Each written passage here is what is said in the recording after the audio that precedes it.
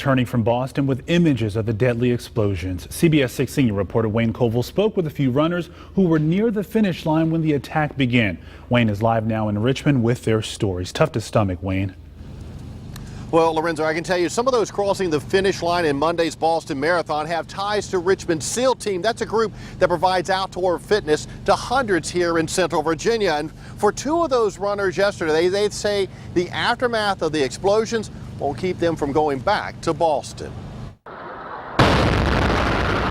And we heard an explosion, sounded like cannon fire. Annie Stanley had crossed the finish line about 15 minutes before that first explosion.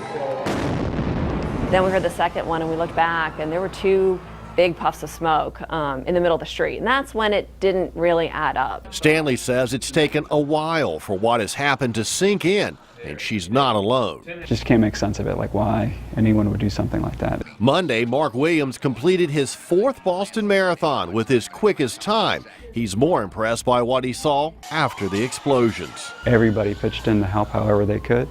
It was just that's the positive takeaway from the whole thing, is how wonderful the city of Boston and all the people who were there and how they responded. And the policemen were screaming at everybody to run, get away. Jimmy Stanley was at the race cheering on his wife, while sad about the loss of life and injuries. But then there's also a lot of respect for the community in Boston and how people came out of the woodwork to help anybody. And after an act of terrorism, will runners stay away from the prestigious race? This has kind of increased my resolve that, maybe I'll go back next year just to show that you can't take the fight out of us and you can't intimidate us. If we don't go back because of our fear of terrorism, then terrorism has won.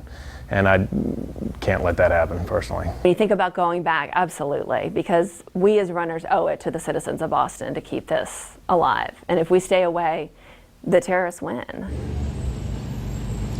Now, everyone I spoke with today believes security was extremely tight at the race. They're impressed by how quickly first responders got to the scene. They're also impressed by how the police handled the confusion. And in the aftermath, they say what they remember most is Bostonians lending a hand to 1,000 or more people who were in need.